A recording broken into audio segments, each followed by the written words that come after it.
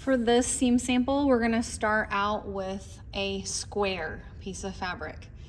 Either 5 inches square or 6 inches square, depending on what you're given in class. I'm gonna start by just folding it in half and making a rectangle that has a crease down this side.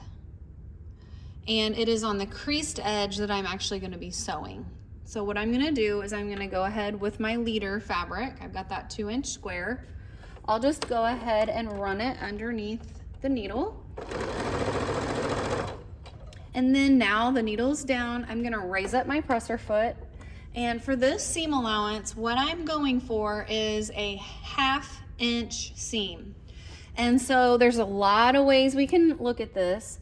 One way is there is a line way out front. Is that the right one? Nope.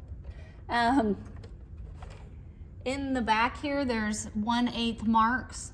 So if you find the last one that's labeled is a 1/4, but then there's also a 5/8, it'd be the one right before that.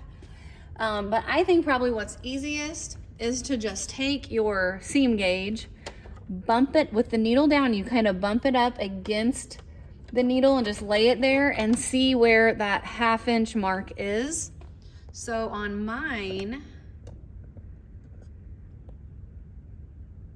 you'll notice that to get a perfectly 1/2 inch seam, we're going to need the fabric to be just outside the edge of the presser foot. That 1/2 inch mark is not right even with the edge of the foot, but rather it's right here. It's less than 1/8 of an inch outside of the right edge of the foot. So that's my goal for a 1/2 inch seam. So sometimes in projects, if I say use the edge of your foot to create a 1/2 inch seam, you just kind of have to adjust, because it really should be the edge of your foot, but on these machines, they're just not as precise as some more expensive like quilting machines. And so you just have to look at each time you do it, just know where you're gonna need to look to get that correct seam allowance. So I'm gonna go ahead and raise my presser foot, and I'm gonna start with my edge of my fabric just slightly outside the edge of the presser foot, just like I had just measured. And I'm gonna stitch forward 3 stitches and then reverse.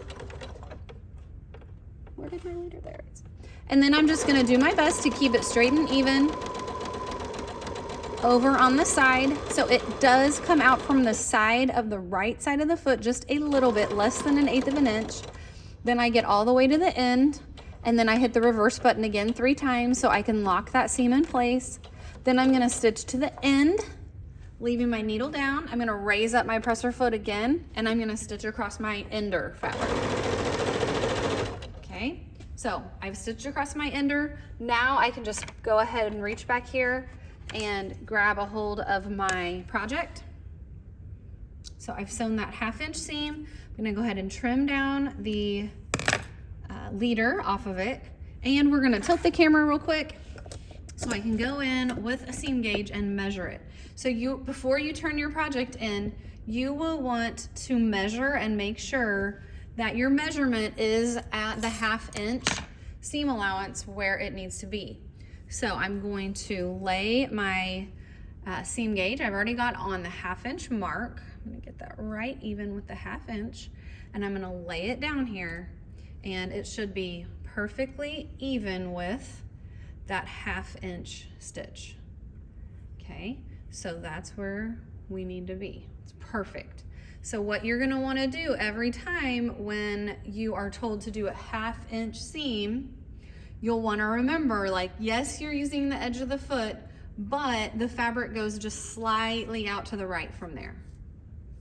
Make sure that you've measured yours and then attach it to your seam sample packet.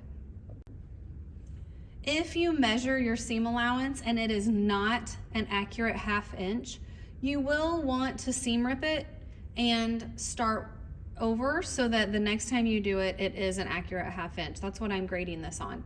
So what I'm looking for is that it has 3 back stitches at the beginning, 3 back stitches at the end, and that it measures a 1/2 inch.